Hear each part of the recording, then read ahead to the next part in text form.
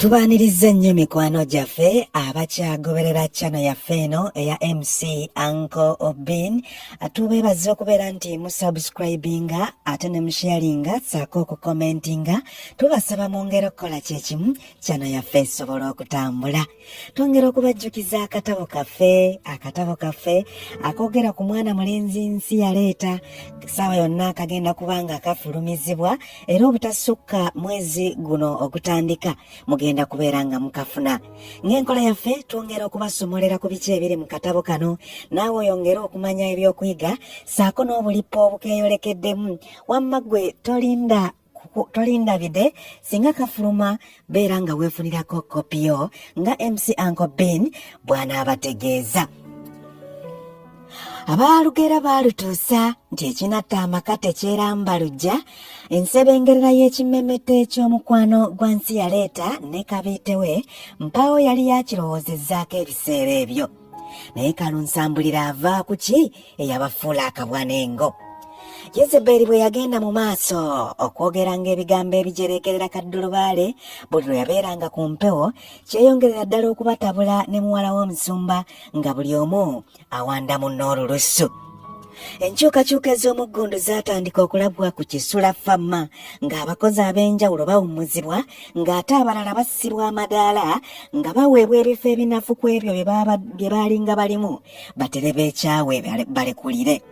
Newankubadde ate ensi yaleeta bwe yakimanyanga nti oteekateeka okulekulira ng'akwesooka okukugoba nga bw'akuswazaswaza mu lujjudde, waakiri takupaateekako ekikolobero kyonna. Nzijukira mwana muwala bambi eyalina ettu lya mugema gwe baagoba nga teyeesiikidde na kanyeebwa, kamaama kaakanda kulaajana nga buteerere.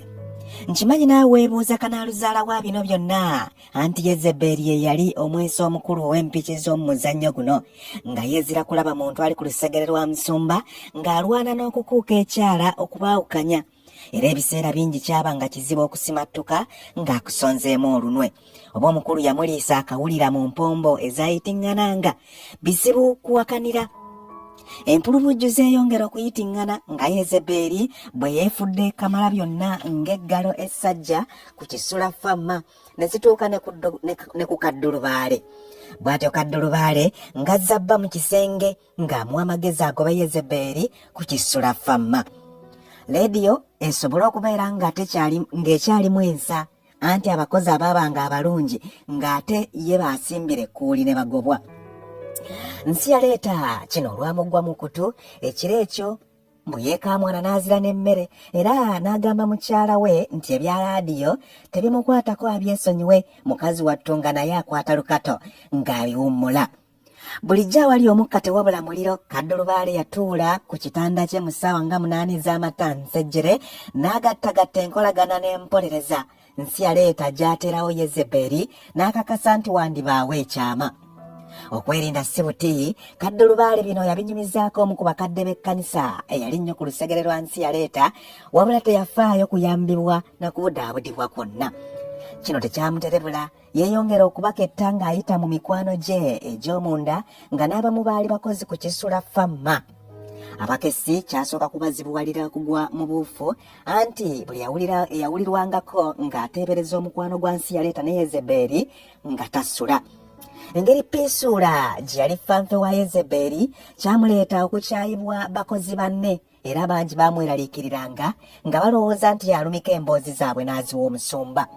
Ng'omuntu yenna anoonya okunywerera ku mulimu, abasinga baggula olukwanokwano ku bakulu oba abo abakulu be bawuliriramu ennyo, abalala babaganza. Ne mwana mulenzi Mbebbe yayagala nnyo akozese akakodyo ke kamu ayongere aggumize omukwano gwe ne Yezeberi, kasita yakizuula nti eddoboozi lye lisalawo kinene nnyo ku Kisula Famma. Amagezi agamujjira gaali gakusendasenda munywanyi we Zonto ayagale omuwala ono batte ekyama, kwe kugamba ng'ayagala abeere katumwa ng'abali wakati. Munnange lwakya lumu nga Mbebbe asitula mwana muwala Yezeberi ng'amukunguza ng'abasisinkanya na munywanyi we Zonto mu kifo ekimu. Bino yabikola talina ku bombi gwalaalise, wabula nga baali bakikoonako ennaku nga nnyo emabega ne Zonto. Bwe baatuuka ku Zonto, Mbebbe ng'amugamba, "Seruganda, omuliamo guugwo oyita Bino yabimugamba omuwala tawulira.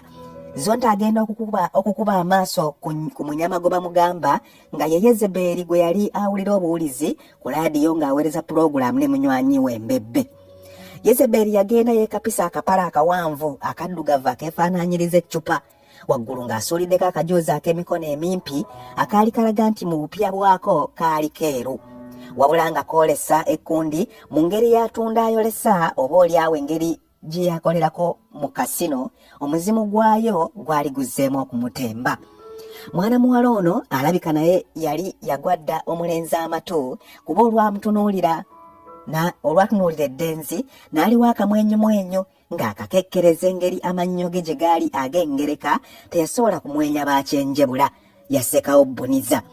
Zonto yanyoomerawo omuwala ono kuba yali asuuliddeko kiwiivu ky'enviiri ekicucufu ekyali ekiddugaalirivu mu langi ku mutwe ng'awunya n'akakukumbi. Akajoozi ke yali ayambadde nga kooleka awayisizza ekko ly'ebiba by'amapuubo mu bufunze nga yenna munyaalufu.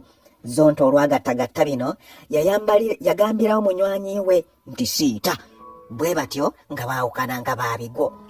Mbebbe baayawukana tamatidde, obwongo nga bumuzunga anoonya kyazzaako afune obuganzi obw'enkomeredde eri omwana muwala ono asobole okulya empombo ze asimbe n'olukono. Mu Ddimansi eyo mwennyini omusumba Nsiyaleeta yabasitula bonna abasatu nga bwe baakolanga pulogulaamu zibula amaaso n'abatwala okubalambuza mu maka ge ewa Kaddulubaale. Kaddulubaale yabaaniriza n'abatindiikirawo n'ebyokulya ne babisenza bigere. Kino nkitegeera luvannyuma nti Nsiyaleeta yali akikozesezza akakodyo kano alambuze Yezeberi amaka oba oliawo mwana akaziwalira. Nga bakomyewo okulya ebitafutafe ewa Kaddulubaale nga n'embuto zibali mu mannyo, Mbebbe ekirowoozo kyamujjira nti omusajja omutalya nkoko ye ne wabaawo omuntu omulala amwanukula mu mutima gwe nti agirya. Eggulu eryo ng'akubira Yezeberi essimu ng'amutegeeza ng'ebirowoozo bwe bimuwalana, emmeeme ye egaanye okutebenkera. Buli lwawuzika oluba wansi ye gwalaba ng'amuweeweeta ekirevu. Yayongera nako nti amannyo ge yagengereka gamusanyusa okutunuulira, mbu buli bwamwenya bw'ati obusiwa bw'eddenzi busekaaseka. Ku lukomo lw'essimu kwe yamusuubiriza nga bwe yali agenda okumubuulira ebisingawo enkeera nga basisinkanye ku mulimu.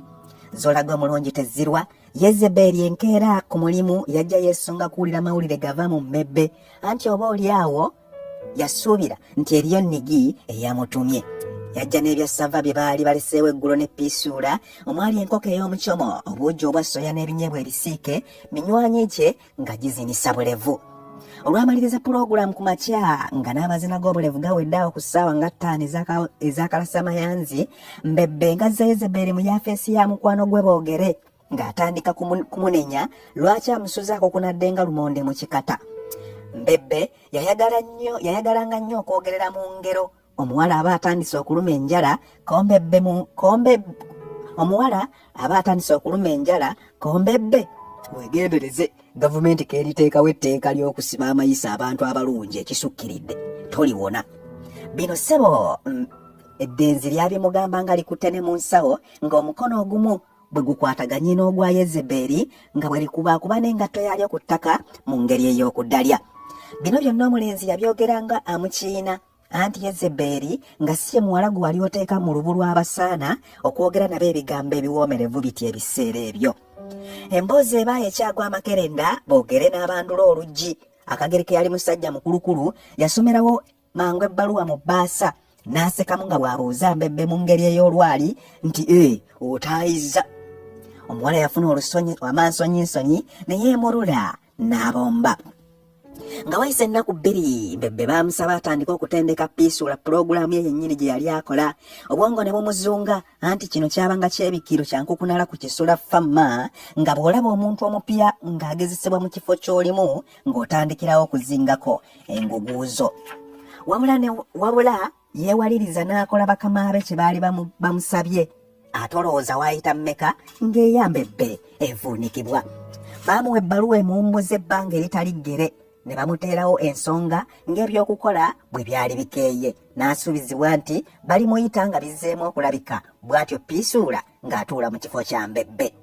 Kiso kya mbuzi kirekerera omussi ne kitunuulira omubaazi Nembebbe yagenda akiikidde Piisuula ensingo ng'amanyi yamulimiridde, kumbe munne eddala Yezeberi ye yamulonkoma ewansi yaleeta nga bwe yali asabiriza ekibumba ky'omukulu n'omukulu olwamanya ng'eddenzi anyugunya eri mu kiŋaaŋaali. Enjiri yayongerera ddala okukyuka mu kkanisa y'e Kanabba ng'eyolekera ddala nti waliwo enkyukakyuka ez'obuggundo ezaali zibindabinda mu maka g'omusumba. Bangi beewuunyanga ebigambo ebikwata ku bakyala Yezeberi be yakozesanga ng'aweereza ku mpewo nga nsi yaleeta mwasimbula enjiri. Mu kiseera kino muwala w'omusumba olw'obutakkaanya n'obutakwatagana obwali bubangiddwawo wakati we ne Yezeberi ng'ajolonga nnyina ku kisula Famma yasalawo omulimu n'aguta. Era n'empulubujju ne zitandika okuyita nga nsi yaleeta bw'atakyalabirira baana be, anti ne kaddulubaale nga takyalabikako ku kkanisa. Bulijjo mu mbu mwe muva ekituufu. Na zino empulubujju abantu basooka kuwakana baakakasa nsi yaleeta bamaze kumuwalaawala yogayoga mu mbuga z'amateeka nga bamuvunaana okusuulirira obuvunaanyizibwa bwe nga taata. Wabula akageri omwavu gy'atasinga musango, kaddulubaale n'abaana be obwenkanya baafuna bwa kibogwe. Ozibiranga ebirala ntazibira mukwano, anti ne bw'oggalira otya ng'oguwagaanya. Olugambo lwatandika okuyitingana mu bakkiriza ng'omusumba waabwe bw'ayagalana n'endiga ye ate era omukozi we Yezeberi. Ebyaddirira gaali mansonyinsonyi na kwekaza. Nsi yaleeta nga yeewakana n'alagira n'endiga ze okusiiba bagobe Setaani ono ayagala okwabuluzaamu amaka ge. Bambi endiga zattu nazo nga zisiiba. Olwogolo lweyongera okukolera mu kkanisa n'etandika n'okwetemamu ebiwayi, ekiwagira kaddulubaale so ng'ate ne Yezeberi yali yasimbamu ddejje lye mu kimpukumpuku era nga bangi abalimiridde ne bagobwa mu kkanisa kasita kizuulanga nti bali ku ludda lwa kaddulubaale. Olumu omuwala omu eyasomanga amawulire ku Kisula TV yeerolera eggero aba awanuka mu kalina abiri gye yaweererezanga amawulire mu budde awo bw'akawoza masiga n'agwa ku nsi yaleeta ng'emimwa gyagalanye n'ogwa Yezeberi. Bano yabasanga mu kalikonda akaali ku lukuubo olwo nga kalimu n'akazikezike ne yeewugulaza ng'atabalabye, naye kino tekyamwonya okusaanyawo obujulizi waayita ennaku ntono n'akwatibwa ku nkoona. Ate omulundi omulala omuwala eyayogereranga mu nnimi era nga muganzi eri abawuliriza yagwikiriza Yezeberi mu ofiisi ya nsi yaleeta ng'amulaga ekkula mukamaalye. Omulundi omulala omuwala eyayogereranga mu nnimi era nga muganzi eri abawuliriza yagwikiriza Yezeberi mu yafeesi ya nsi yaleeta ng'amulaga ekkula Mukama lye yamuwa. Omuwala ono yaliko by'ayagala okubuulira mukama we ebyembi teyakonkona. Agenda okubandula oluggi nga Yezeberi asumuludde omuwalume gwe yali yeezingiridde ku nkuuta buliri ng'ali mu kwebitiggula bwe yenyogootola ekiwato. Eno ng'omusumba bw'aliisa eriiso. Omusumba yali atunuulidde Yezeberi enkaliriza ng'amaaso gooleka okunyumirwa kye gaali galabako, ng'ebitabo byonna ebyali ku mmeeza biteguddwa okuggyako Bayibuli eyali egudde wansi ng'ebikkuddwa mu kitabo ky'Abakolinso essuula ey'omusanvu era ng'olunyiriri olwali lusaziddwako lwakutaano olwali lusoma nti temummaŋŋananga wabula mpozi nga mulagaanye.